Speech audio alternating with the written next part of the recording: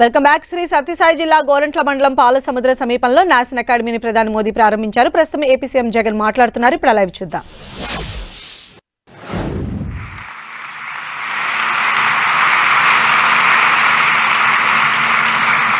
Thank you, Honorable Prime Minister. I now request the Honorable Prime Minister to formally inaugurate the Palasamudram campus of the National Academy of Customs, Indirect Taxes and Narcotics by unveiling the plaque.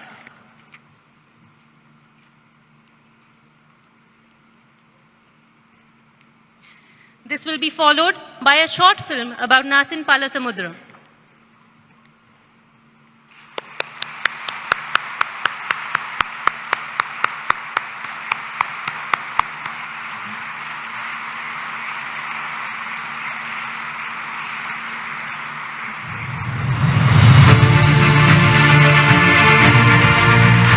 अमृत काल में विकसित राष्ट्र के निर्माण की ओर अग्रसर भारत तेजी से आधुनिक और सशक्त हो रहा है। दूरदर्शी प्रधानमंत्री श्री नरेंद्र मोदी के कुशल नेतृत्व में भारत उन्नत तकनीक एवं नवाचार को अपनाकर आज विश्व में अपनी असीम क्षमताओं का प्रदर्शन कर रहा है। माननीय प्रधानमंत्री द्वारा परिकल्पित मिशन कर्मयोगी इस दिशा में एक महत्वपूर्ण कदम है। आप जानते हैं कि मैंने हमेशा कैपेसिटी बिल्डिंग पर कितना जोर दिया है। मुझे खुशी है कि आज आप सब सिविल सर्वेंट्स के बीच मिशन कर्मयोगी एक बड़ा अभियान बन चुका है। मिशन कर्मयोगी का मकसद है सिविल सर्वेंट्स के फुल पोटेंशियल का उपयोग करना। मिशन कर्मयोगी को गति देने में केंद्रीय अप्रत्यक्ष कर और सीमा शुल्क बोर्ड सीबीआईसी सदैव अग्रणी रहा है। सीबीआईसी अप्रत्यक्ष करों का संग्रहण एवं संबंधित नीतियां बनाकर देश की आर्थिक प्रगति में महत्वपूर्ण योगदान देता है। राष्ट्रीय सीमा शुल्क अप्रत्यक्ष कर एवं नारकोटिक्स अकादमी नासिन सीमा शुल्क अप्रत्यक्ष कर और नारकोटिक्स के क्षेत्र में विभागीय अधिकारियों के प्रशिक्षण हेतु सीबीआईसी का शीर्ष प्रशिक्षण संस्थान है तथा राष्ट्रीय और अंतर्राष्ट्रीय स्तर पर क्षमता निर्माण का मुख्य केंद्र है। नासिन ने कोऑपरेटिव फेडरलिज्म को सार्थक करते हुए केंद्रीय अधिकारियों ही नहीं अपितु राज्यों के हजारों अधिकारियों, व्यापार संस्थाओं, भागीदार एजेंसियों और अन्य विदेशी अधिकारियों को भी प्रशिक्षित किया है। अकादमी WCO, ब्रिक्स आदि वैश्विक निकायों और मित्र देशों के साथ अपेक्षित प्रशिक्षण और सहयोग भी करती है। ये WCO, UNEP, UNODC एवं SASEC के लिए अंतर्राष्ट्रीय स्तर पर मान्यता प्राप्त प्रशिक्षण अकादमी है। नए भविष्य के सशक्त आधार हेतु यह संस्थान आर्टिफिशियल इंटेलिजेंस के कई प्रशिक्षणों का आयोजन भी करती है। नासिन की भूमिका और जिम्मेदारियों के विस्तार के साथ वृहद क्षेत्र में एक नए एवं आधुनिक अकादमी की आवश्यकता को महसूस किया गया। ये तलाश समाप्त हुई पालसमुद्रम में। एक मनोरम गांव और पालसमुद्रम नाम के ही तालाब से लगा 500 एकड़ का यह व्यापक क्षेत्र बेंगलुरु एयरपोर्ट से 90 मिनट की दूरी पर है। पूर्ण तत्परता के साथ जून 2022 में इसका निर्माण शुरू हुआ और मात्र 17 महीनों के भीतर ये नया परिसर आज माननीय प्रधानमंत्री श्री नरेंद्र मोदी द्वारा देश को समर्पित किया जा रहा है। परिसर में अत्याधुनिक सुविधाएं हैं जिनमें smart classroom, state of the art sports facilities और इमर्सिव लर्निंग सेंटर शामिल है। GRIHA 5 स्टार रेटिंग मानदंडों के अनुरूप निर्मित यह परिसर एक सेल्फ सस्टेनेबल और इको फ्रेंडली केंद्र है। इलेक्ट्रिक वाहनों की परिचालन सुविधा, सौर ऊर्जा से संचालित ऊर्जा उत्पादन और जल संरक्षण प्रणालियों जैसी विशेषताओं से लैस ये परिसर शुद्ध शून्य ऊर्जा खपत नेट जीरो एनर्जी कंजम्पशन के लिए प्रतिबद्ध है। परिसर का निर्माण सामाजिक दायित्व को प्राथमिकता देता है जो माननीय प्रधानमंत्री की जन भागीदारी की भावना का प्रतीक है। अंत्योदय दर्शन के अनुरूप जनमानस के लिए परिसर में डाकघर, बैंक शाखा, सुपरमार्केट, विद्यालय, अस्पताल आदि आवश्यक सुविधाएं स्थापित की जा रही हैं। मार्च 2022 में आधारशिला रखे जाने के बाद क्षेत्र के विकास के लिए कई सकारात्मक पहल हुई हैं। शीघ्र ही यहाँ होगा एक रेलवे स्टेशन और निकटवर्ती सड़क बनेगी राष्ट्रीय राजमार्ग। लोक सेवकों और अन्य हितधारकों में कौशल निर्माण हेतु समर्पित यह परिसर भारत को वैश्विक पटल पर एक नई पहचान देगा। यह नवीन कौशल विकास के प्रति सरकार की प्रतिबद्धता को प्रदर्शित करता है और हम सभी को कर्तव्य काल में विकसित भारत 2047 के संकल्प में योगदान देने के लिए प्रेरित करता है।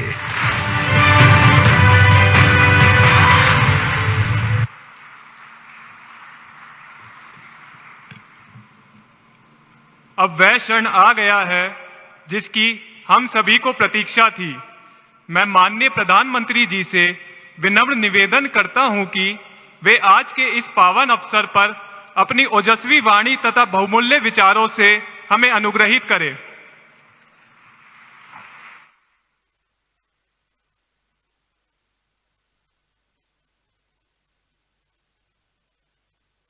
आंध्र प्रदेश के गवर्नर श्रीमान एस अब्दुल नजीर जी, मुख्यमंत्री जगन मोहन रेड्डी जी, केंद्रीय मंत्रिमंडल के मेरे सहयोगी निर्मला सीतारमण जी, पंकज चौधरी जी, भागवत कराड़ जी, अन्य जनप्रतिनिधि, देवी और सज्जनों, आप सभी को national academy of customs indirect taxes and narcotics के इस शानदार कैंपस की बहुत बहुत बधाई।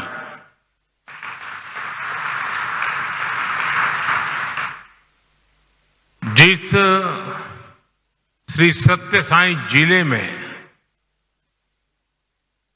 जिस क्षेत्र में एक कैंपस बना है वो अपने आप में विशेष है। ये क्षेत्र अध्यात्म, राष्ट्र निर्माण और सुशासन से जुड़ी हमारी विरासत का प्रतिनिधित्व करता है। आप सब जानते हैं कि पुट्टपर्ती में श्री सत्य साईं बाबा की जन्मस्थली है। ये महान स्वतंत्रता सेनानी पद्मश्री श्री कल्लुल सुब्बाराव की भूमि है। प्रसिद्ध पपेट्री आर्टिस्ट दलाभाई चलापति राव को इस क्षेत्र में ने नई पहचान दी है। इस धरती से विजयनगर के गौरवशाली राजवंश के सुशासन की प्रेरणा मिलती है। ऐसी प्रेरणादायी जगह पर नैसीन का यह नया कैंपस बना है। मुझे विश्वास है ये कैंपस गुड गवर्नेंस के नए आयाम गढ़ेगा, देश में ट्रेड और इंडस्ट्री को नई गति देगा। साथियों, आज तिरुवल्लुवर दिवस भी है।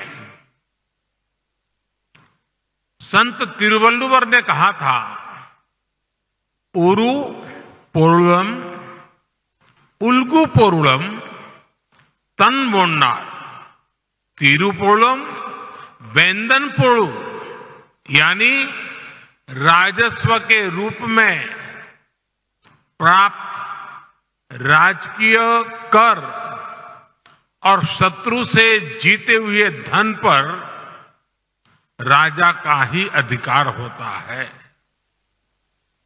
अब लोकतंत्र में राजा तो होते नहीं, राजा तो प्रजा होती है और सरकार प्रजा की सेवा का काम करती है। इसलिए सरकार को पर्याप्त राजस्व मिलता रहे, उसमें आपकी बहुत बड़ी भूमिका है। साथियों, यहां आने से पहले मुझे पवित्र लेपाक्षी में वीरभद्र मंदिर जाने का सौभाग्य मिला है। मंदिर में मुझे रंगनाथा रामायण सुनने का अवसर मिला। मैंने वहां भक्तों के साथ भजन कीर्तन में भी हिस्सा लिया। मान्यता का है कि यहीं पास में भगवान श्री राम का जटायु से संवाद हुआ था। आप जानते हैं कि अयोध्या में श्री राम के भव्य मंदिर में प्राण प्रतिष्ठा से पूर्व मेरा 11 दिन का व्रत अनुष्ठान चल रहा है। ऐसी पुण्य अवधि में यहां ईश्वर से साक्षात आशीर्वाद पाकर मैं धन्य हो गया। आजकल तो पूरा देश राममय है, राम जी की भक्ति में सराबोर है। लेकिन साथियों, प्रभु श्री राम का जीवन विस्तार, उनकी प्रेरणा, आस्था भक्ति के दायरे से कहीं ज्यादा है। प्रभु राम गवर्नेंस के, समाज जीवन में सुशासन के ऐसे प्रतीक हैं जो आपके संस्थान के लिए भी बहुत बड़ी प्रेरणा बन सकते हैं। साथियों, महात्मा गांधी कहते थे कि राम राज्य का विचार ही सच्चे लोकतंत्र का विचार है। गांधी जी ने ऐसा कहने के पीछे वर्षों का उनका अध्ययन था, उनका दर्शन था। राम राज्य यानी एक ऐसा लोकतंत्र जहां हर नागरिक की आवाज सुनी जाती थी और उसे उचित सम्मान मिलता था। राम राज्य वासियों से कहा गया है, जो राम राज्य के निवासी थे, वहां के नागरिक थे, उनके लिए कहा गया है, राम राज्यवासी त्वम प्रोच्छस्वते शिरम न्यायार्थम युद्धस्व सर्वेषु समम चर परिपालय दुर्बलम विद्धि धर्मवरम प्रोच्चयस्वते शिरम राम राज्यवासीत्वम। अर्थात राम राज्यवासियों, अपना मस्तक ऊंचा रखो, न्याय के लिए लड़ो, सबको समान मानो, कमजोर की रक्षा करो, धर्म को सबसे ऊंचा जानो, अपना मस्तक ऊंचा रखो, तुम राम राज्य के वासी हो। राम राज्य सुशासन के इन्हीं 4 स्तंभों पर खड़ा था, जहां सम्मान से, बिना भय के हर कोई सिर ऊंचा करके चल सके, जहां हर नागरिक के साथ समान व्यवहार हो, जहां कमजोर की सुरक्षा हो और जहां धर्म यानी कर्तव्य सर्वोपरि हो। आज 21वीं सदी के आपके आधुनिक संस्थान के 4 सबसे बड़े ध्येय यही तो है। एक, एडमिनिस्ट्रेटर के रूप में रूल्स और रेगुलेशंस को लागू करने वाली इकाई के रूप में आपको इस बात को हमेशा याद रखना है। साथियों, नैसिन का रोल देश को एक आधुनिक इकोसिस्टम देने का है। एक ऐसा इकोसिस्टम जो देश में व्यापार कारोबार को आसान बना सके, जो भारत को ग्लोबल ट्रेड का अहम पार्टनर बनाने के लिए और फ्रेंडली माहौल बना सके, जो टैक्स, कस्टम्स, नारकोटिक जैसे विषयों के माध्यम से देश में ईज ऑफ डूइंग बिजनेस को प्रमोट करे और जो गलत प्रैक्टिसेस से सख्ती से निपटे। थोड़ी देर पहले मैं कुछ नौजवान युवा ट्रेनी अफसरों से भी मिला हूं। ये अमृत काल को नेतृत्व देने वाली कर्म योगियों की अमृत पीढ़ी है। आप सभी को सरकार ने अनेक शक्तियां भी दी है। इस शक्ति का उपयोग आपके विवेक पर निर्भर करता है और इसमें भी आपको प्रेरणा प्रभु श्री राम के जीवन से मिलेगी। एक प्रसंग में भगवान राम लक्ष्मण से कहते हैं, नेयम मम मही सौम्य दुर्लभा सागरांबरा नहीं क्षयेयम धर्मेण शक्रत्वमपि लक्ष्मण। यानी मैं चाहूं तो सागर से घिरी ये धरती भी मेरे लिए दुर्लभ नहीं है, लेकिन अधर्म के रास्ते पर चलते हुए अगर मुझे इंद्रप्रस्थ भी मिले तो मैं स्वीकार नहीं करूंगा। हम तो अक्सर देखते हैं कि छोटे छोटे लालच में ही कई बार लोग अपने कर्तव्य, अपनी शपथ को भूल जाते हैं। इसलिए आप सभी अपने कार्यकाल में प्रभु राम की कही ये बात अवश्य याद रखिए। साथियों, आपका सीधा सरोकार टैक्स व्यवस्था से है।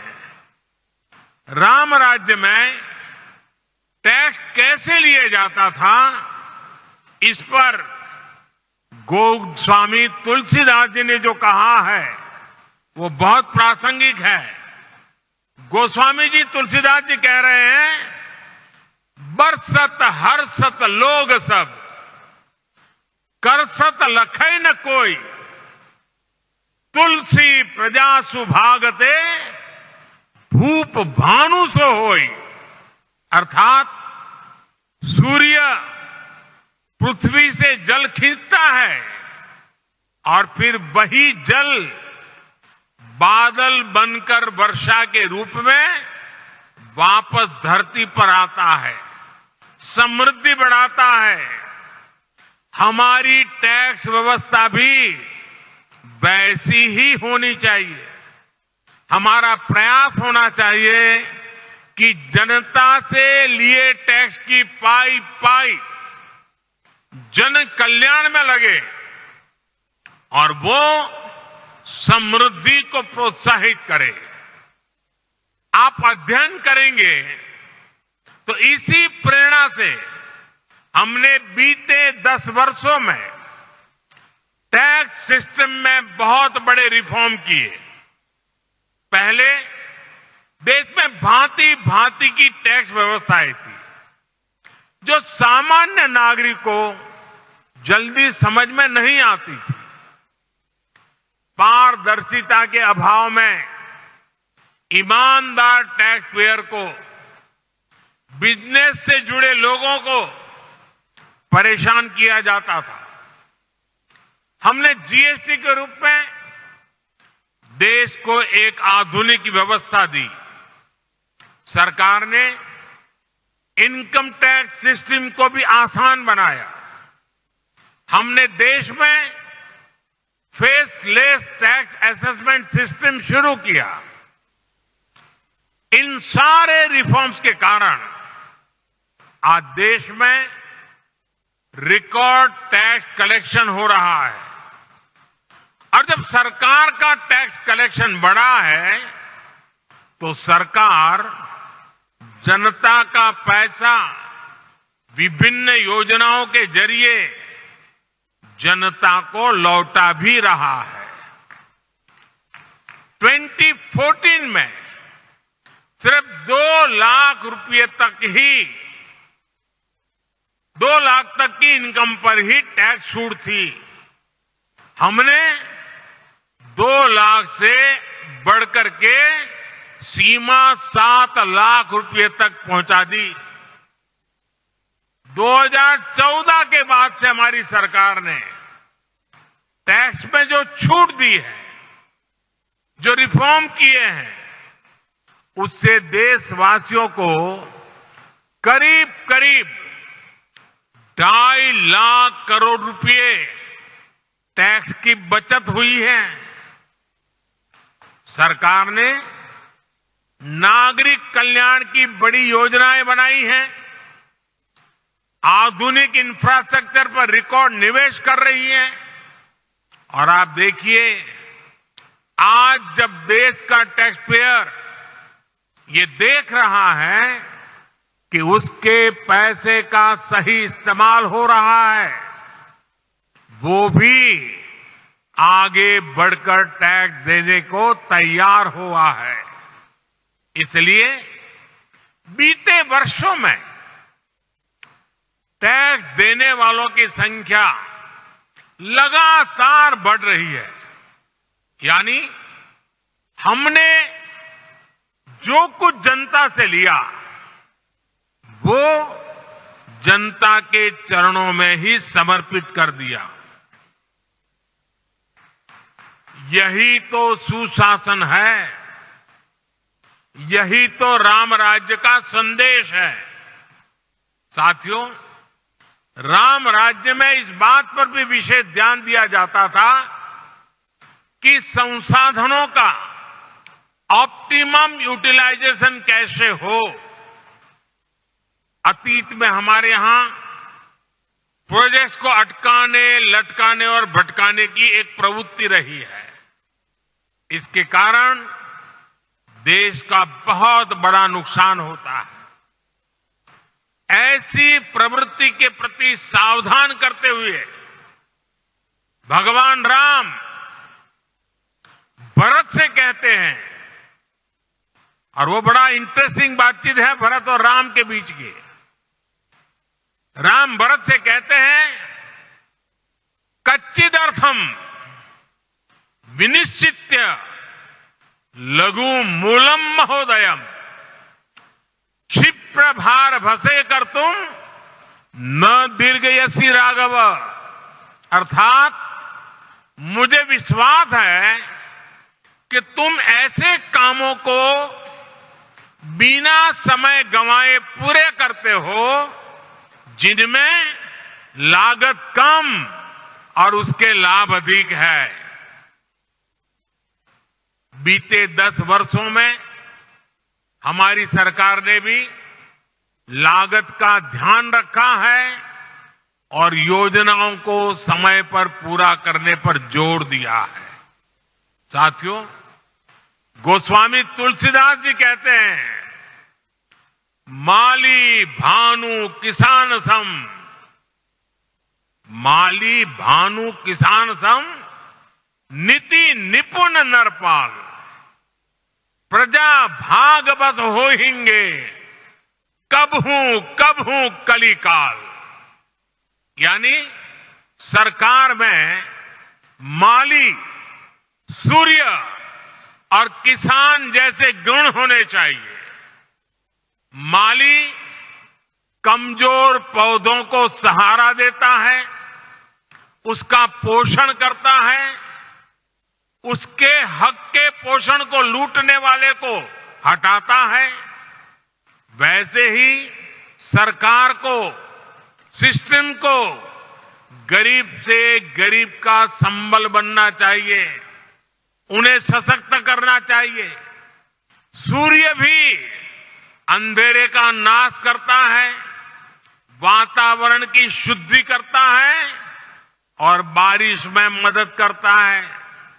बीते 10 वर्षों में गरीब, किसान, महिला और युवा, इन सबको हमने ज्यादा से ज्यादा सशक्त किया है। हमारी योजनाओं के केंद्र में वही लोग सर्वोपरि रहे हैं जो वंचित थे, शोषित थे, समाज के अंतिम पायदान पर खड़े थे।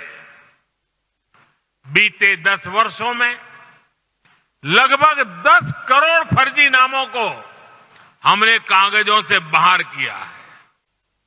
आज दिल्ली से निकला एक एक पैसा उस लाभार्थी के बैंक अकाउंट में पहुंचता है जो इसका हकदार है।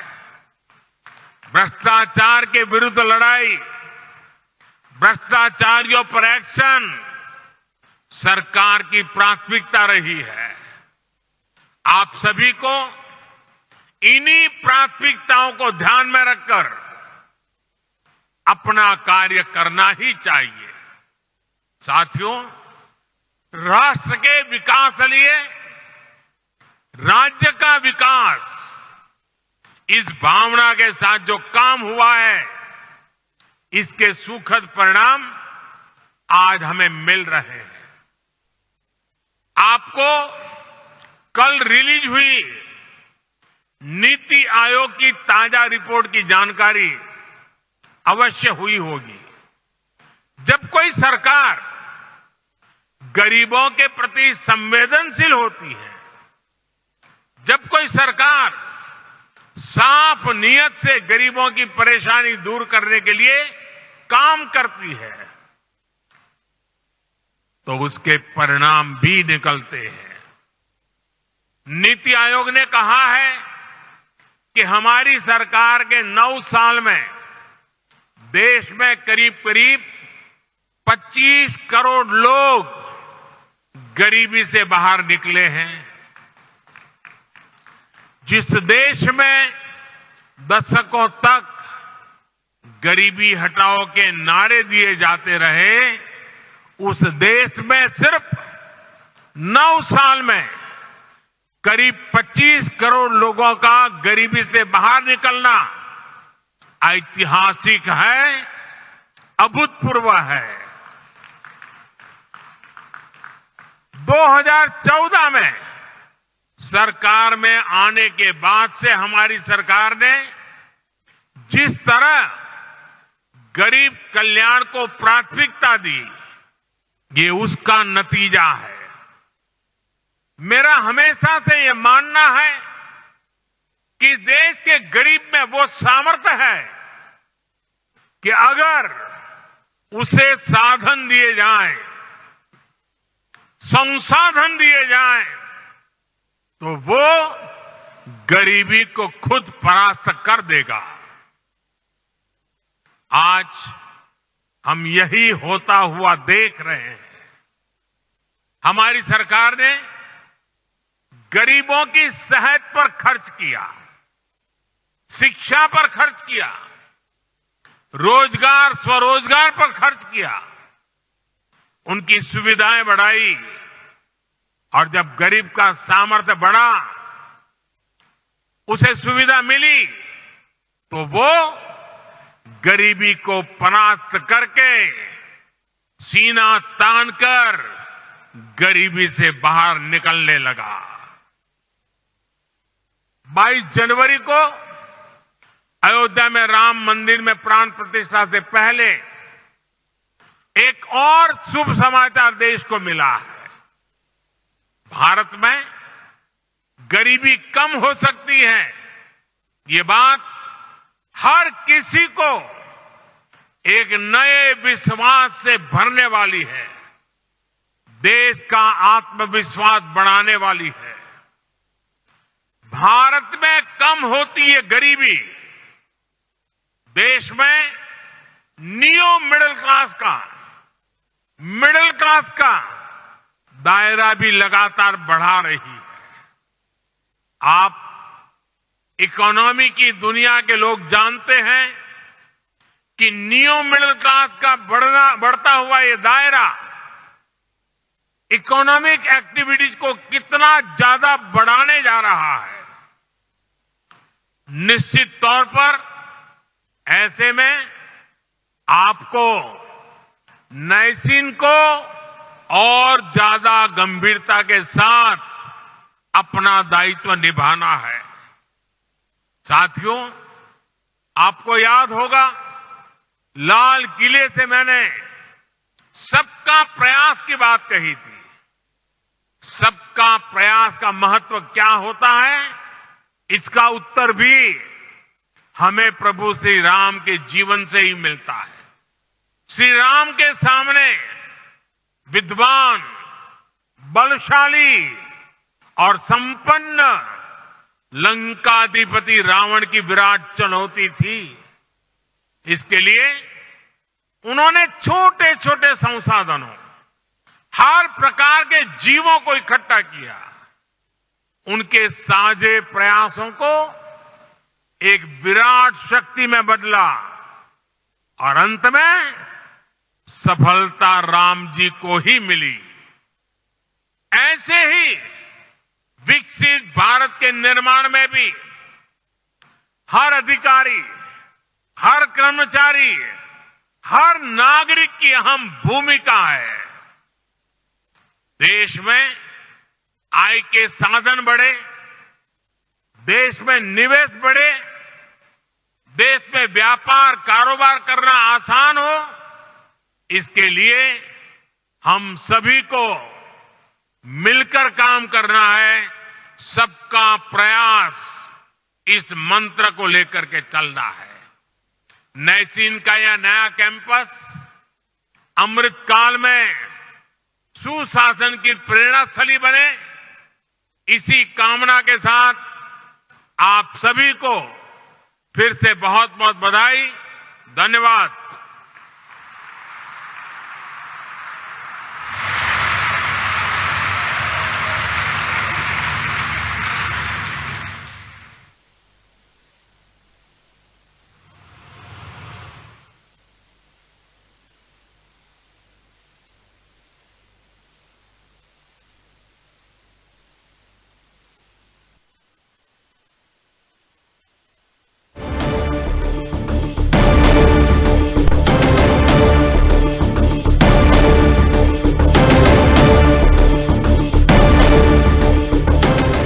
శ్రీ సత్యసాయి జిల్లా గోరంట్ల మండలం పాలసముద్రం సమీపంలో నాసిన్ అకాడమీని ప్రధాని నరేంద్ర మోదీ ప్రారంభించారు. అనంతరం మాట్లాడారు. మనం ఇప్పటివరకు చూసాం. సత్యసాయి బాబా జన్మస్థలం పుట్టపర్తి అన్నారు ప్రధాని మోదీ. నాసిన్ అకాడమీని ప్రారంభించడం చాలా సంతోషంగా ఉందంటూ మోదీ ఇప్పటివరకు మాట్లాడారు. లేపాక్షిలో వీరభద్ర మందిరాన్ని దర్శించుకోవడం ఆనందంగా ఉందన్నారు ప్రధాని నరేంద్ర మోదీ. ప్రజాస్వామ్యంలో ప్రభుత్వాలు ప్రజలకు సేవకులంటూ మోదీ మాట్లాడడం జరిగింది. ఇప్పుడు దేశమంతా రామమయం అయిపోయిందన్నారు ప్రధాని. అంతకుముందు నాసిన్ అకాడమీ ప్రారంభోత్సవం సందర్భంగా కూడా అక్కడ వెళ్లారు. ప్రారంభోత్సవాన్ని కూడా చేశారు. శ్రీరాముడు దేశ ప్రజలందరికీ ప్రేరణ అంటూ ప్రధాని మోదీ ఇప్పటివరకు మాట్లాడారు. మనం చూసాం.